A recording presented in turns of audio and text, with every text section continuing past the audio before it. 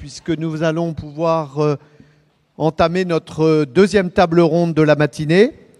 Table ronde qui s'intitule « L'image de la justice dans l'opinion publique, évolution dans le temps et comparaison européenne ».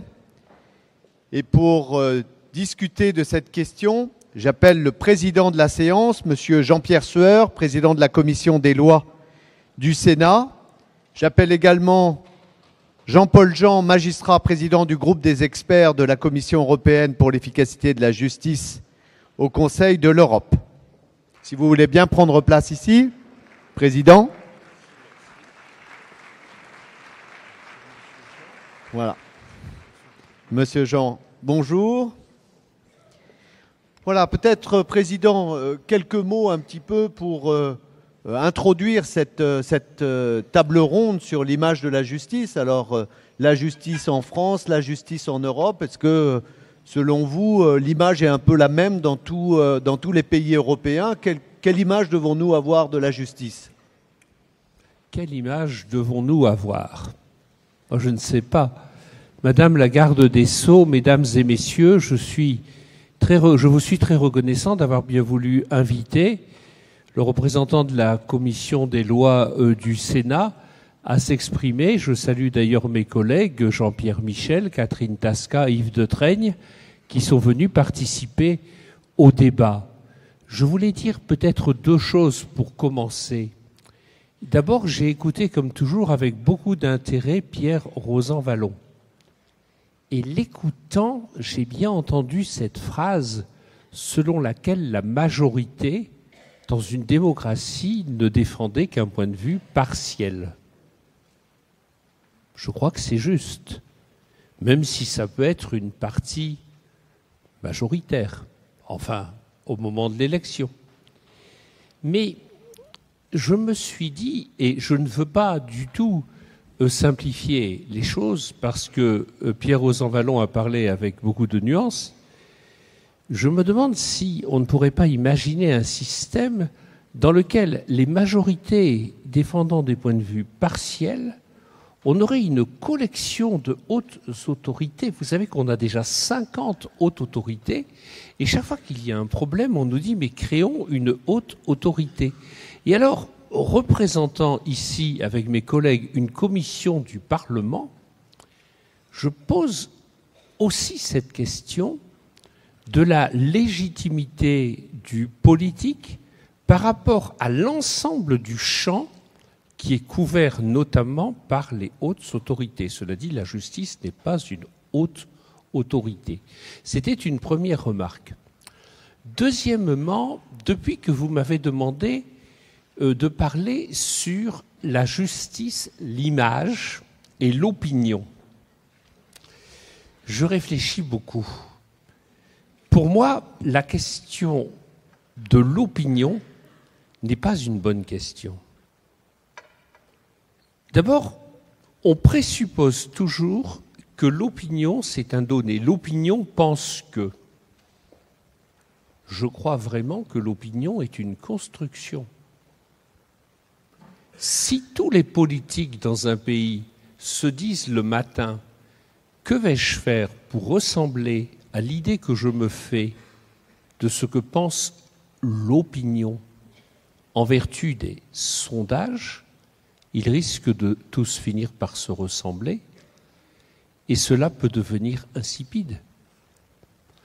La question de la justice, ce n'est pas pour moi d'abord une question d'image. Ce n'est même pas une question de pourcentage. Je dis cela parce qu'on va voir, vous allez nous présenter beaucoup de pourcentages. La question de la justice, c'est de dire le droit. Et le droit, il est indépendant d'une certaine manière, je le crois, de la question de savoir si X ou Y% de l'opinion souscrit. Ou de ce qu'on appelle l'opinion, qui est un concept extrêmement incertain. L'opinion, elle se construit, elle est construite, elle n'est pas quelque chose qui s'impose a priori. Et puis je réfléchissais à la journée d'hier sur les rapports entre la justice, l'image, la perception. Que pense la société française, l'opinion, de la décision de la justice à 16h15 ? Que pense l'opinion de la décision de la justice à 19h ? C'est une vraie question.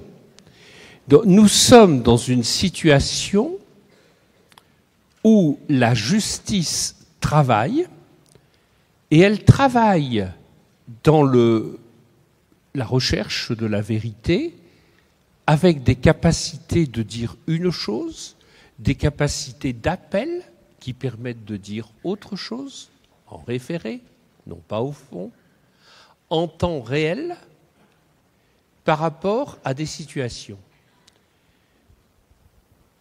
C'est ainsi. Je crois que la justice suppose distance par rapport à l'événement, nécessairement.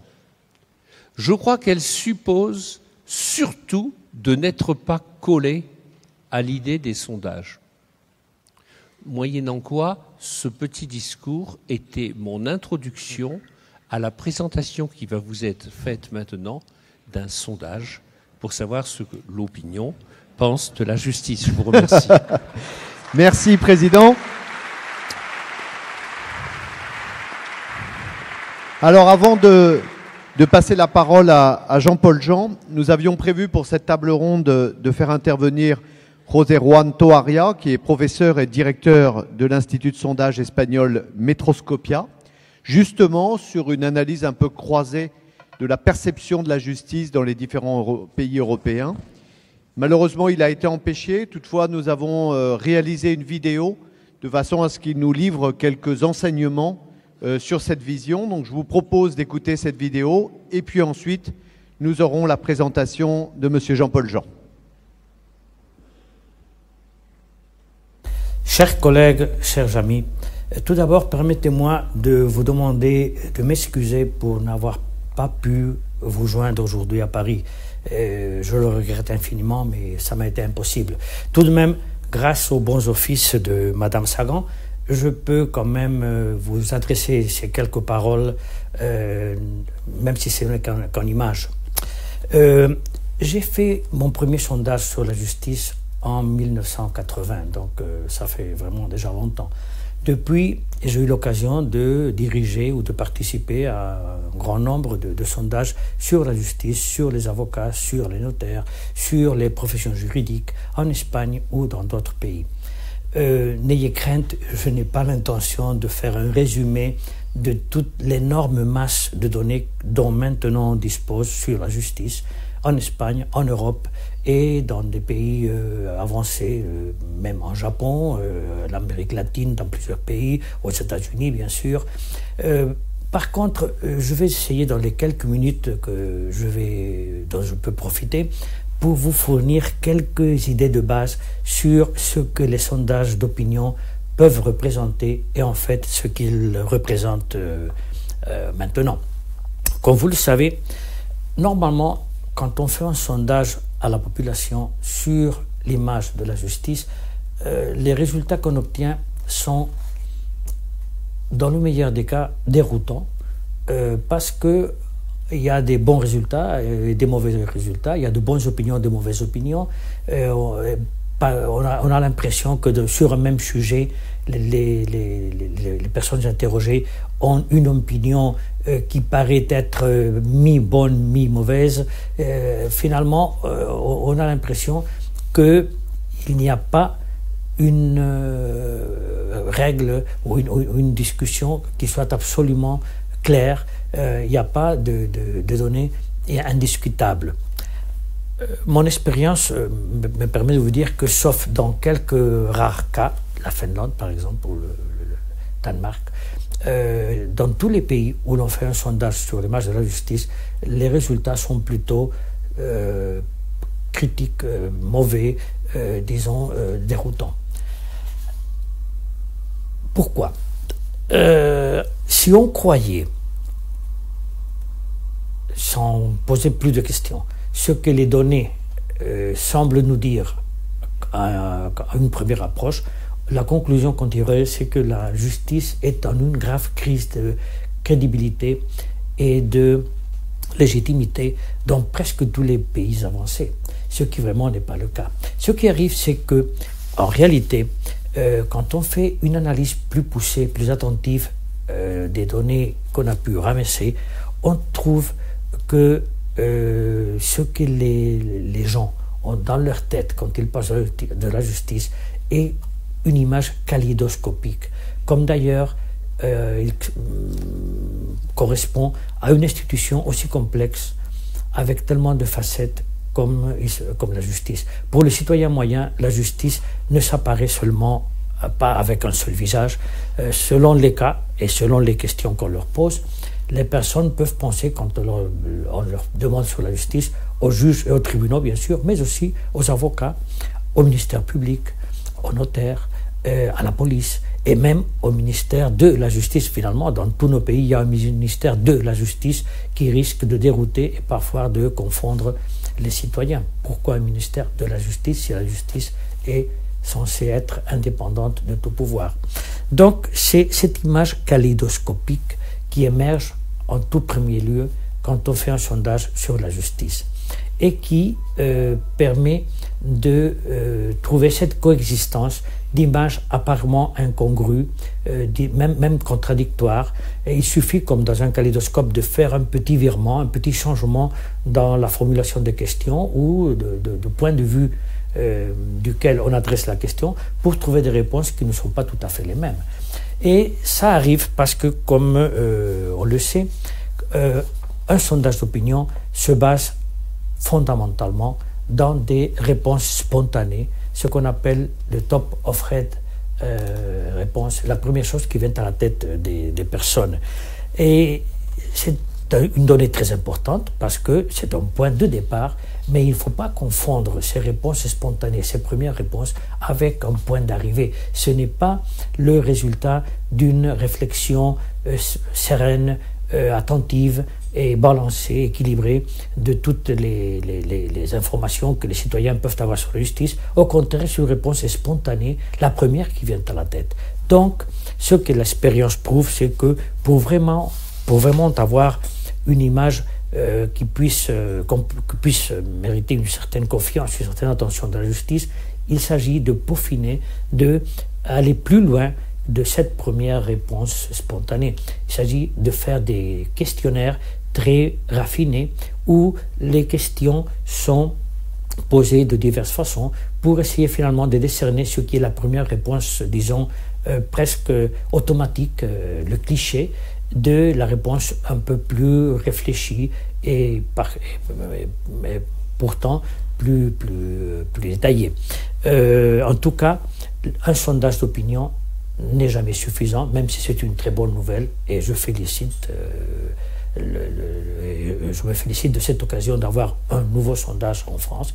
Mais la bonne voie, c'est de faire des sondages répétés, c'est-à-dire une séquence temporelle à d'intervalles réguliers qui permettent de cerner d'une façon exacte les virements possibles, les changements possibles des états d'opinion.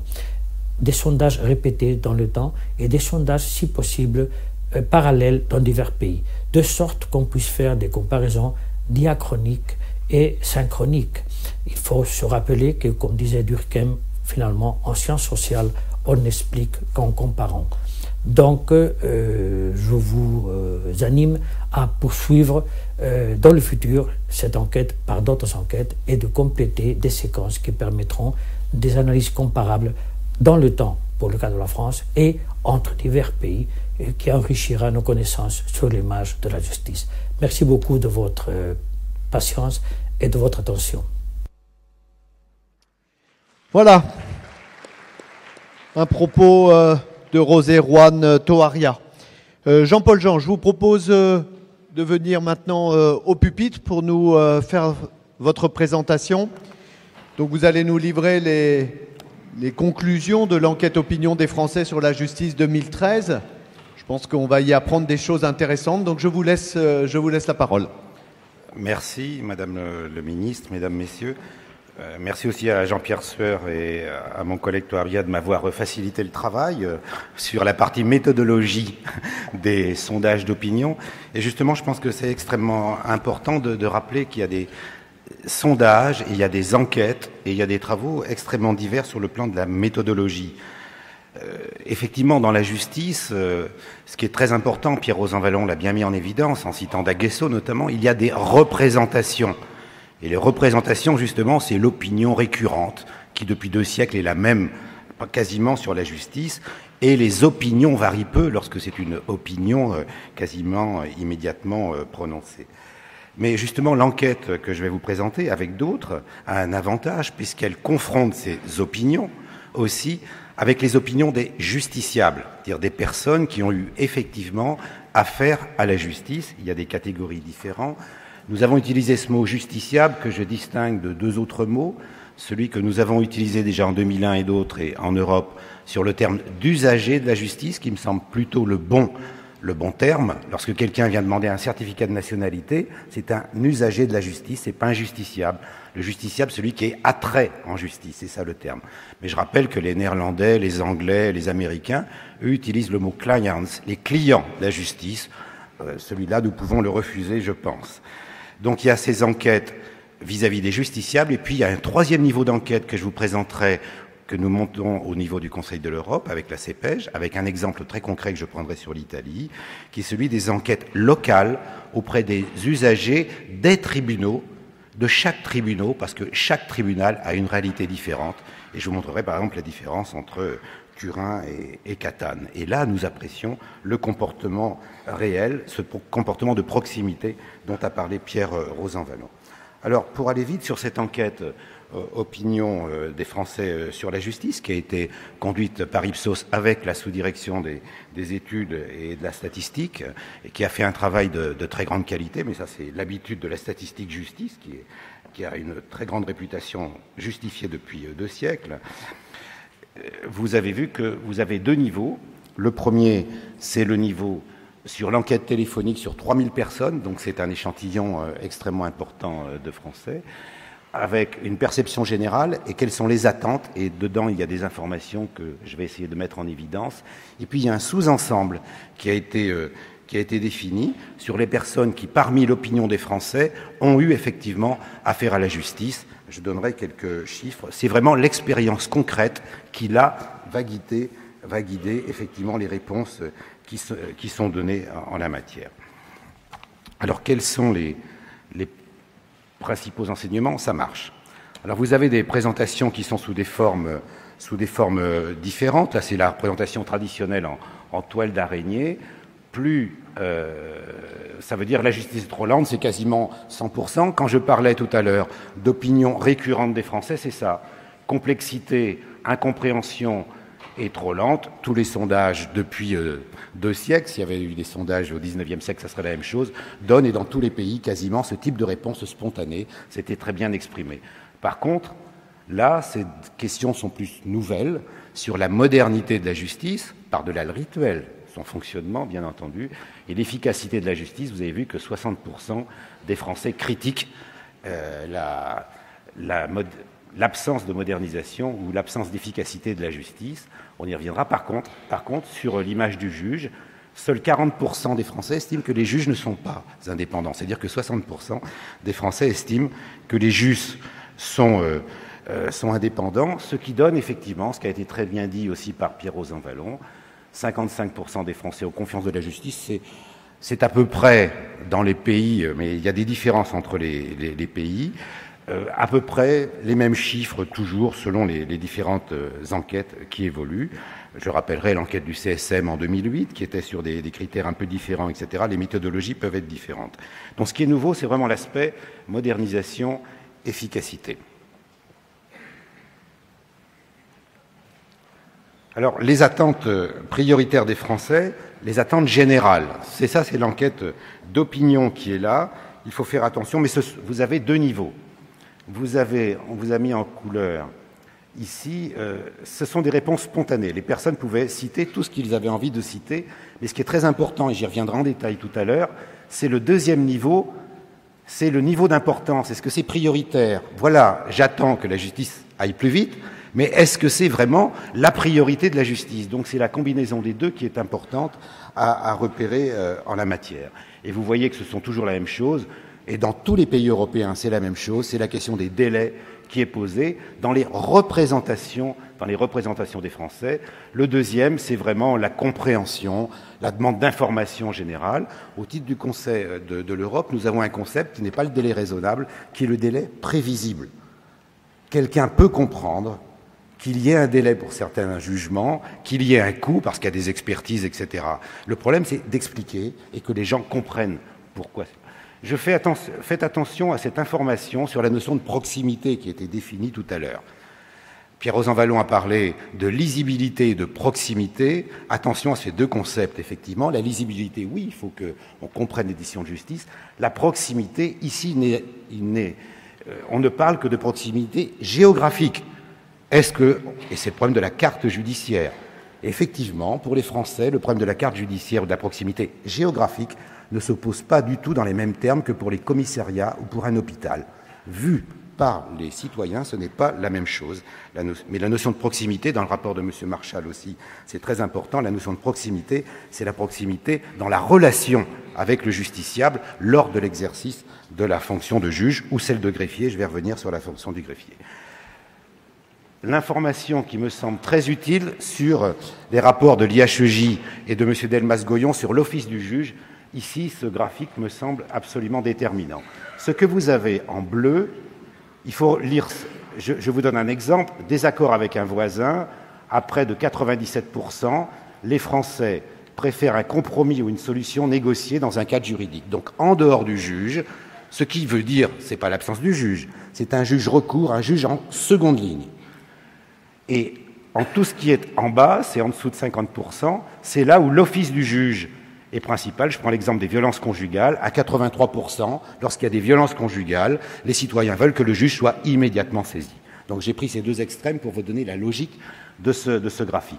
Et vous voyez donc qu'à plus de 80%, 83%, tout ce qui est désaccord avec un voisin, avec un commerçant, litige sur Internet, désaccord locataire-propriétaire, c'est important, surendettement, c'est la représentation. Un mauvais arrangement vaut mieux qu'un bon procès. Ce sont les représentations archaïques, mais ça correspond à une véritable réalité de trouver une autre solution, qui est la médiation, qui sont des négociations, d'où l'importance de mettre en place dans la société ces dispositifs. Je rappelle que, par exemple, en ce qui concerne la médiation, on est tout à fait en dessous des autres pays européens, notamment des pays d'Europe du Nord, sur l'usage de la médiation par rapport à la justice. Bien sûr, vous allez retenir ce niveau-là. En matière de divorce, la demande est à plus de 63% d'avoir d'abord un compromis, une solution négociée dans un cadre juridique. Ce qui ne veut pas dire qu'on ne veut pas un juge en seconde ligne lorsqu'il y a un litige. Et après, je sais que c'est une grande discussion sur laquelle je ne souhaite pas intervenir avec la profession d'avocat. Deuxième niveau, là où l'office du juge en première ligne est exigé et demandé par les Français. Alors bien sûr, il y a des questions pénales et des questions civiles, mais avant, il y a les deux dispositions qui sont limites. En matière d'incivilité, mais l'incivilité, justement, c'est à la frange du civil ou du pénal, on ne connaît pas exactement la réponse. Et pour le vol simple, c'est assez étonnant. Le vol simple, sans violence, sans effraction, le vol simple dans un magasin, etc., par exemple, les Français hésitent sur une solution négociée. C'est donc par exemple, la réparation d'autres mesures serait peut-être intéressante, par-delà le fait de passer devant le juge, c'est toutes les alternatives aux poursuites, en fin de compte, du procureur de la République. Par contre, le juge lui-même, en matière pénale, intransigeance totale sur les violences conjugales, pas de compromis, le juge. Et là, peut-être que ça ne va pas dans le sens de certaines préconisations de rapport, la conduite en état d'ivresse, à près de 80%, plus de 75%, c'est le juge qui peut prononcer les retraits, les interdictions, etc.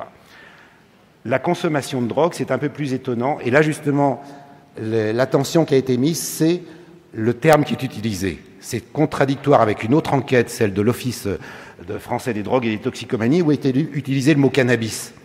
Et rien qu'utiliser le mot drogue ou le mot cannabis change le type de réponse des personnes. Donc il faut être extrêmement très attention. Et l'autre office du juge en matière civile qui est intransigeant, intransigeant, c'est l'office tutélaire du juge en matière civile pour les personnes sous tutelle, plus de 60%. C'est le juge et personne d'autre. On pense avec la maladie d'Alzheimer, les tutelles, le nombre de personnes, près d'1 million de personnes sous tutelle en France aujourd'hui. Et bien entendu, le placement d'un mineur en danger, le retrait d'enfants, tout ce qui concerne la justice des mineurs. Donc voilà, ces informations, c'est la première fois qu'elles sont aussi détaillées et elles me semble qu'elles seront beaucoup à l'appui de vos travaux. Pour faire la transition avec maintenant les opinions des justiciables, des seules personnes qui ont eu affaire à la justice, dans l'enquête qui a été dirigée, dans sa vie, 1/3 des Français dans leur vie ont au moins une fois affaire à peu près à la justice, directement à 34%, et indirectement avec un proche, un conjoint, le père, la mère ou les enfants, à 22%. Ce qui veut dire que près de la moitié des Français, directement, ont une expérience dont ils ont parlé et ils ont vu cela. Je rappelle que ce sont par rapport aux Français de plus de 18 ans, ça représente 17 millions de Français quand même, dans la catégorie, puisque c'est près de 24% de l'ensemble de la population française. Et là, la nature du dernier contact, attention, ce sont des réponses là qui ont été faites, ce sont des déclarations, majoritairement, 70%, les Français dans leur vie qui auront affaire à la justice, ça sera pour une affaire civile. 31% au cas de le divorce, 39% pour une autre affaire. Pour les affaires pénales, vous voyez bien les limites d'un sondage, puisqu'il y a autant d'auteurs et de victimes, et on sait très bien qu'il y a des infractions sans victimes. Donc, il y a une sous-déclaration des personnes en tant qu'auteurs d'infractions, notamment, sans doute certaines personnes pour des infractions routières ne déclarent pas, où il n'y a pas forcément de victimes, ne déclarent pas effectivement qu'ils ont été auteurs d'infractions. Quelles sont les évolutions? Et là, je passe maintenant sur la catégorie des justiciables. Si on confronte l'opinion générale des citoyens sur la justice, avec l'enquête que nous avions réalisée avec la mission de recherche droit et justice en 2001, qui était une grande enquête uniquement sur des citoyens ayant effectivement eu affaire à la justice dans les 3 ans qui précédaient, sur des catégories très précises, tribunal de police, tribunal correctionnel, juge de la famille, JAF, et civil ordinaire. Donc les 4 catégories où il y a le plus grand nombre d'affaires statistiques qui est là. Eh bien, quelle était l'opinion des Français? Et on va comparer effectivement les évolutions entre 2001 et 2013. Eh bien, l'opinion des seuls justiciables s'est améliorée, et je vais donner quelques exemples, mais, et c'est un peu désespérant pour la justice, même si les personnes ont une expérience personnelle qui est plutôt favorable de la justice, ça ne change pas leur représentation globale de la justice. L'exemple type, c'est les questions des délais judiciaires. Plus de 60% des personnes s'estiment satisfaits du traitement de leur affaire, mais ils font partie, comme les autres justiciables, des gens qui estiment que la justice ne fonctionne pas assez rapidement. Or, les référés en matière civile, le traitement en temps réel en matière pénale, la justice sait répondre rapidement. Je n'avais pas cité le Conseil d'État, mais je pense que dans les représentations, l'opinion des Français va changer, je pense, rapidement en la matière. Est-ce que, globalement, qu'est-ce qui a changé? Vous avez enfoncé l'opinion 2013, donc l'opinion de novembre 2013, et l'opinion des Français en 2001. Vous voyez que globalement, l'indice de satisfaction des Français sur les mêmes questions, des personnes qui ont eu effectivement affaire à la justice s'est amélioré sur tous les plans. Sur tous les plans. La justice a plutôt une meilleure perception par les justiciables, ça touche locaux, l'accueil, l'image des fonctionnaires et des juges sur laquelle je vais insister, le déroulement de l'audience, l'information donnée, le traitement de l'affaire.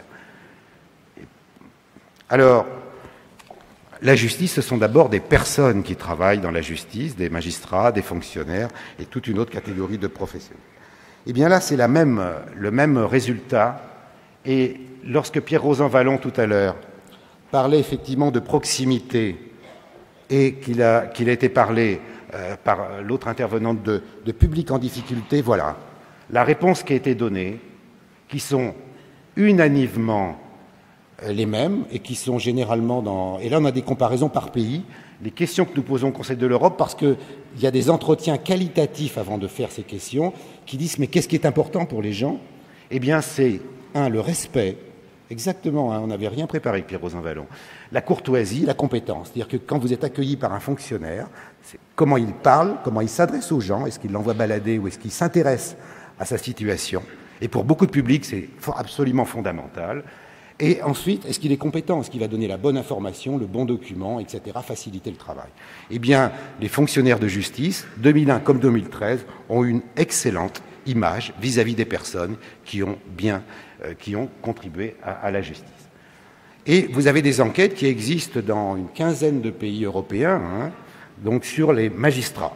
Comment est-ce qu'on peut apprécier la qualité d'un magistrat? C'est un magistrat qui vous parle. Mais oui, on peut l'apprécier sur la perception. Pierre Rosanvallon tout à l'heure a parlé de la perception d'impartialité. Eh bien, c'est quelque chose d'absolument fondamental. Et dans les questions qui sont posées dans tous les questionnaires aux États-Unis, en Australie, dans tous les pays européens, c'est la perception d'impartialité. Eh bien, le juge est apparu impartial. Je pourrais vous présenter éventuellement, dans l'enquête de 2001, le détail, parce qu'évidemment, ça c'est la réponse globale des justiciables, cela varie au civil ou au pénal, selon qu'on est auteur ou victime, et ça varie au civil selon qu'on a gagné ou perdu son procès. Et nous avons des études plus détaillées sur cette perception selon qu'on a gagné ou perdu son procès. La perception globale est celle-ci. L'équitable, c'est l'humanité du juge qui a un tout petit peu diminué, mais ce n'est pas significatif. Je vous montre maintenant un exemple d'enquête, et c'est le 3e niveau, des enquêtes que nous faisons auprès des tribunaux. Parce que là, ce sont des enquêtes réelles qui sont montées dans chaque tribunal et qui permettent de comparer avec des entretiens avec les personnes, des questionnaires pour les personnes qui sortent du tribunal ou bien qui ont eu affaire avec le tribunal dans les 15 jours qui précèdent. Il y a plusieurs modalités techniques sur lesquelles je pourrais revenir. Je vous prends l'exemple du tribunal de Turin, et nous avons fait une enquête, par exemple, qui comparait le tribunal de Turin, nord de l'Italie, avec le tribunal de Catane, en Sicile. Et là, c'est un échantillon de justiciables sur 3 mois, par exemple, qui répond à des questions extrêmement précises et qui va permettre ensuite de monter des projets locaux, et c'est ça qui me semble le plus important. Et ça, vous voyez ce qui est en vert, plus on va vers la droite, et effectivement, plus c'est la satisfaction. Plus on est... la satisfaction, c'est plus on est en haut. La satisfaction la plus importante, c'est la propreté. Oui,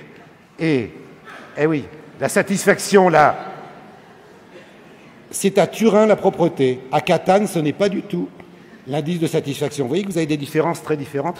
Je pourrais vous parler des enquêtes des Irlandais qui vont voir, par des enquêtes mystères ou autres, l'état des toilettes ou des salles d'attente, ou bien sûr les locaux qui sont donnés pour les jurés qui viennent pour les assises. Dans quelles conditions est-ce qu'ils délibèrent? Quelle est la qualité lorsqu'on leur donne à manger? Essayons de réfléchir, j'ai été 10 ans aux assises, et comment on considère les personnes, les jurés qui viennent effectivement participer au service public de la justice. Et là, effectivement, c'est le niveau d'importance. Donc lorsqu'on est en haut à droite, c'est à la fois un très haut niveau d'importance, c'est prioritaire, et un haut niveau de satisfaction. Eh bien, j'ai mis en exergue ça, c'est la compétence du juge, l'impartialité du juge, la confiance dans le juge, le procès équitable. C'est à la fois, pour Turin, le résultat qui a été donné, à savoir haut niveau de confiance dans le juge et dans la justice. Par contre, qu'est-ce qui pose le plus problème par rapport aux attentes très fortes des citoyens? La ponctualité des audiences. Il y avait une forte attente et ils ont attendu, ça nous rappelle quelque chose en France. Le coût équitable, le coût raisonnable de l'affaire, c'est trop cher par rapport au résultat, et le délai raisonnable, forte attente, et le plus bas indice de satisfaction. Donc, quelles sont les attentes en France des citoyens? Et là, j'ai extrait quelques éléments de l'enquête auprès des seuls justiciables. Et j'ai pris un seul exemple, un meilleur service public grâce aux nouvelles technologies. Quelle était la première enquête de 2001? C'était une donnée extrêmement précise sur les 4 tribunaux sur lesquels nous avons travaillé, plus d'autres, de tailles différentes.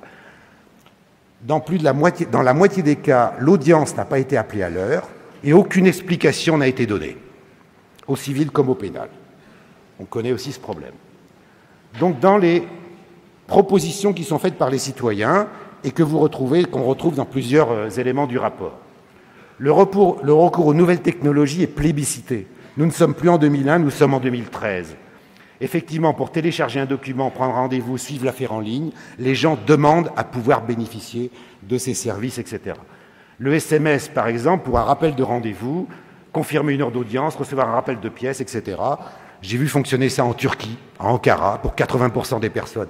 C'est un rappel, simplement, et qui permet d'avoir, pour quelqu'un qui a reçu une convocation par officier de police judiciaire 3 mois avant, de lui rappeler par SMS 2 jours avant qu'il est convoqué à l'audience. Je suis sûr que ça montrait le niveau de présentation des personnes, etc. Donc il y a des améliorations considérables à faire qui peuvent être extrêmement simples. En matière de passeport, à la préfecture de police de Paris, c'est ce qui existe actuellement. Donc, et vous avez dans beaucoup de pays européens, on voit ça fonctionner partout pareil, maintenant avec des bornes d'accueil ou sur Internet, avec le numéro de dossier, on peut savoir où en est l'avancement de son dossier. Donc il y a des gains absolument énormes à faire en la matière, tout en sachant, et ça a été dit par Pierre Rosanvallon aussi tout à l'heure, qu'il y a 2 types de population. La population jeune, tous ceux qui maîtrisent l'Internet, et cette catégorie particulière des personnes qui ne parlent pas français, des personnes âgées, handicapées, qui ont besoin d'un conseil personnalisé. Donc la notion de proximité est celle-là. Et je termine par ma dernière présentation sur ces enquêtes locales auprès des tribunaux. C'est qu'il peut y avoir des projets de service. En gros, tout ça doit se monter tribunal par tribunal, parce que ce qui est important, c'est la qualité des acteurs. Comment faire? J'ai donné l'exemple, tout ça a été commencé par les Suisses en 1999 au tribunal de Genève, ensuite à Berne, et maintenant dans quasiment plus de la moitié des pays européens, les enquêtes qualité auprès des juridictions servent d'outils d'évaluation et de comparaison entre les tribunaux. Pas pour juger les tribunaux, pour essayer de voir comment améliorer la situation dans le cadre de qualité de service qui, effectivement, où interviennent les magistrats, les fonctionnaires, dans le cadre d'un projet local qui est financé, mais il y a des moyens assez différents. Et les avocats, puisqu'il y a des enquêtes aussi avec les avocats, j'ai trop peu parlé d'eux, mais je pourrais y revenir tout à l'heure dans les questions sur ce point-là. Donc c'est où faire porter les efforts.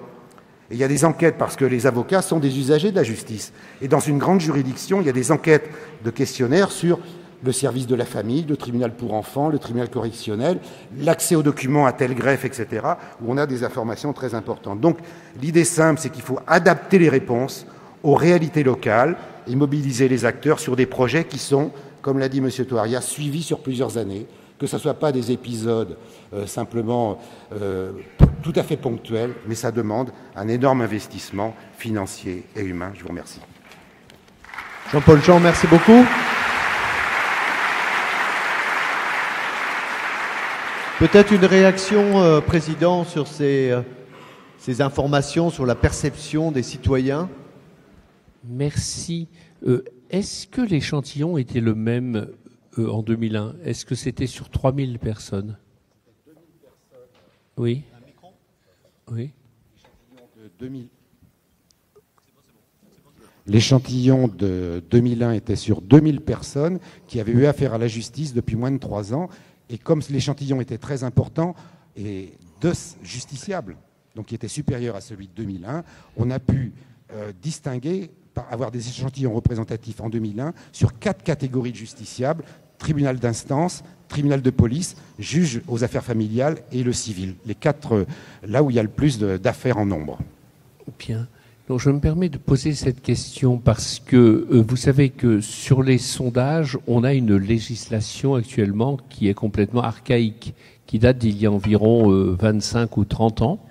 On n'a pas refait la loi sur les sondages. Il y a une proposition de loi que j'ai faite avec Hugues Portelli, qui a été votée à l'unanimité par le Sénat et qui, depuis 4 ans, est en attente à l'Assemblée nationale. Je me permets de l'occasion pour le dire, parce que, si vous voulez, il y a des choses totalement évidentes. Là, je vous félicite d'avoir mis 3000 personnes. Premièrement, il faut dire qui paie le sondage. Là, il n'y a pas de doute, c'est le ministère de la Justice, donc c'est clair. Mais dans certains cas, ce n'est pas du tout clair. Et qui commande, qui paie, etc. Deuxièmement, il est absolument essentiel d'indiquer les marges d'erreur. Avec 3000 ou 2000, les marges d'erreur sont assez limitées. Comme la plupart des sondages que vous voyez dans la presse sont faits avec 1000 personnes au mieux, mais le plus souvent 800, voire 600, la marge d'erreur est de plus ou moins 2,5 ou plus ou moins 3. C'est-à-dire que quand on vous dit 49,51, ça ne signifie rien. Ça signifie que le résultat est entre 47 et 53, avec naturellement plus de chances d'être du côté de 50 que du côté de 47 ou 53. Mais cela, on ne le dit pas. Et il est absolument essentiel de le dire. De même, nous demandons que l'on publie les critères de redressement. Alors à cela, nos amis les sondeurs, que je connais bien, nous répondent en chœur que si on met tout cela, c'est trop compliqué et que personne ne comprend. Simplement, nous parions sur l'intelligence des gens. C'est très important. Et sur la vérité, parce que pour la plupart des sondages qui sont publiés, malheureusement, on ne connaît pas la vérité du résultat. On ne connaît pas non plus la vérité des questions. Et on ne connaît pas non plus l'ordre des questions, parce que si vous faites un test, vous posez 3 questions A, B, C, et puis après vous posez C, B, A, le résultat va être différent, parce qu'il y a un effet de halo d'une question sur l'autre. D'autre part, il y a quantité d'artefacts, c'est-à-dire que par exemple, quand on vous dit que la justice est lente, vous pouvez poser la question partout. De toute façon, pensez-vous que la justice est lente ? Oui. C'est un artefact. De même, si vous faites un sondage, ce que font beaucoup des élus locaux sur la gestion municipale, dans tous les cas, on vous dira que ce sur quoi on a le point de vue le plus négatif, c'est le stationnement. Parce que quels que soient les efforts de monsieur ou madame le maire, on ne peut pas se garer. En revanche, pour le sport et la culture, on n'a pas une mauvaise idée. Mais c'est des choses qu'on trouve partout. Vous voyez ? Donc, il faut bien voir dans les sondages. Vous voyez, par exemple, sur la comparaison 2001-2013, il y a très peu de différence, en fait. Et il est à peu près certain que c'est absorbé par la marge d'erreur, surtout qu'il y a un sondage de 2000, un autre de 3000, et que la constitution du corpus de l'échantillon n'est pas la même. Bon, tout ça, j'arrête là-dessus, mais c'est un premier sujet. Deuxièmement, il y a des indications très utiles et précieuses dans ces sondages. En particulier, l'indice de satisfaction, c'est plutôt encourageant de voir que même si les gens trouvent que la justice est lente, ceux qui ont été justiciables, on peut supposer que l'issue n'a pas toujours été favorable, sont plutôt satisfaits de la manière dont ils ont été traités. Et puis, je trouve très important qu'il apparaisse que le respect, la considération, l'attention portée aux personnes revient en tête. C'est tout à fait vrai que la façon dont les gens sont accueillis, je connais les limites et les difficultés de la tâche dans les tribunaux, la manière dont ils sont conviés à telle ou telle heure, mais je connais les difficultés de votre tâche. Lorsqu'il y a X dossiers dans l'après-midi, c'est très difficile. Mais le fait que les gens aient le sentiment d'être respectés, pris en considération dans leur être propre, c'est important. Sinon, il y a des choses parfaitement banales.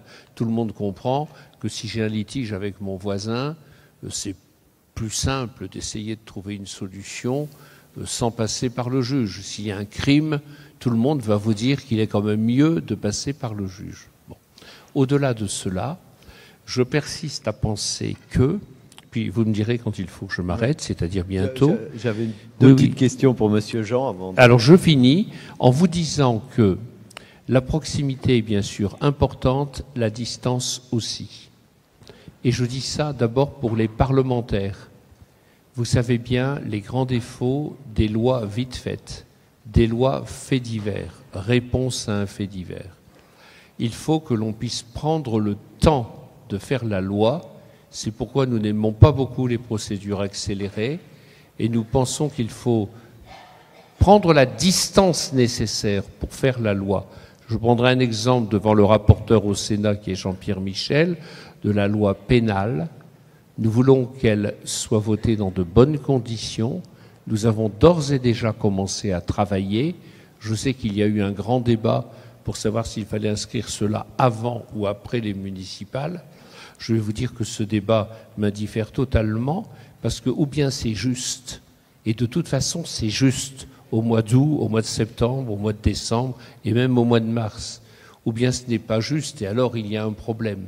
Mais s'il faut faire une réforme pénale, il faut la faire parce qu'elle est juste, parce qu'elle est nécessaire, et nous allons prendre le temps suffisant pour la faire, en espérant qu'il n'y aura ni excès de précipitation, ni course de lenteur, parce qu'elle est nécessaire.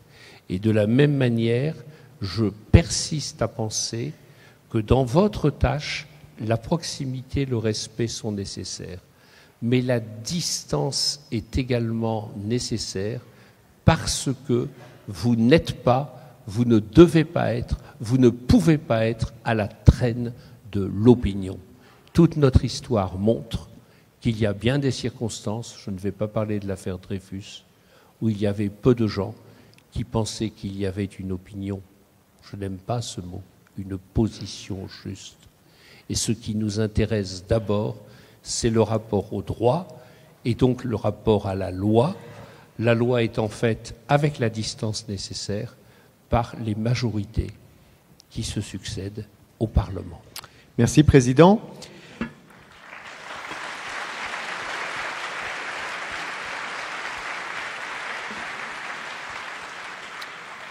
Jean-Paul Jean, j'avais une question concernant les personnels de la justice, les différentes catégories. Quelle est l'image, la perception qu'en ont les citoyens et cette perception évolue-t-elle? Est-ce que... Alors, ça va venir, si on peut mettre, je pense. Je peux mettre à l'écran, si on peut mettre à l'écran le diaporama. Voilà, ça vient. Voilà, parce qu'effectivement, dans l'enquête de 2001, nous avions le détail. Si on peut aller... Voilà, ils sont en train de la recaler. Voilà, est-ce qu'on peut mettre... Voilà. Là, merci. Là. Et normalement, on peut faire défiler. Je voulais montrer simplement les attentes qui sont les tendances. Effectivement, le président Sueur a tout à fait raison. Ça ne veut rien dire à 2 ou 3% près. Ce qui est intéressant, c'est de mesurer des tendances. Est-ce que les tendances sont solides, robustes et confirmées par des enquêtes de qualité? Voilà. J'ai donné simplement les grandes tendances. Et cette enquête de 2001 arrivait à un certain nombre de résultats, et notamment, pour répondre à votre question, sur les délais, c'était la question, voilà, sur celle des avocats. L'image des avocats. Et effectivement, l'image des avocats était bonne pour j'ai dit du bien des fonctionnaires et des magistrats, mais l'image chez les justiciables des avocats était bonne. Et quand on regarde les 3 idées, un bon avocat, il vous a bien conseillé, il a bien défendu vos intérêts. Ça, c'est le chiffre global, 79%, 74%. Bien entendu, là encore, c'est lié au résultat de l'affaire, selon la personne qui a gagné, a perdu, et on a donné le résultat. Mais on avait fait 4 catégories. L'avocat payé intégralement par l'usager, celui qui est payé par l'aide juridictionnelle, l'aide juridictionnelle partielle ou assurance de protection juridique, et c'était l'avocat payé à l'aide juridictionnelle pour laquelle la personne trouvait que l'intervention était la plus appréciée, évidemment, en la matière. Donc c'est aussi, par rapport au débat sur l'aide juridictionnelle, un élément qui me semble important.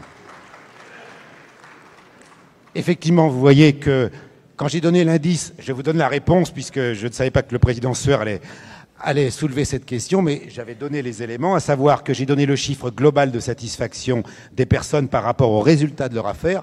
Mais vous voyez bien que l'appréciation sur le juge varie selon le résultat, ici selon que les personnes ont gagné leur affaire, ou ici selon que les personnes ont perdu leur affaire, bien évidemment. Et puisqu'on est sur la justice... J'avais parlé des 4 catégories de tribunaux. Quel était, dans les 4 juridictions, sur 3 items, le déroulement de l'audience, l'information donnée, les délais de traitement de votre affaire, la juridiction dont les justiciables, depuis moins de 3 ans, avaient estimé que les résultats étaient les plus satisfaisants, c'est le juge de la famille. Donc l'idée de proximité qui a été développée tout à l'heure, est-ce que, par-delà le rituel, le fait de pouvoir s'adresser au juge à un moment donné, un juge sans robe dans un bureau, etc., a aussi ce type de relation personnelle, puisqu'une des demandes principales, c'est de pouvoir parler au juge. Je pense qu'il ne faut pas que les juges, je donne mon opinion personnelle, prennent tout, il y a le rituel, la distance nécessaire, etc., mais qu'à certains moments, il faut voir le juge. Il faut voir le juge dans des conditions un peu différentes selon le type d'audience.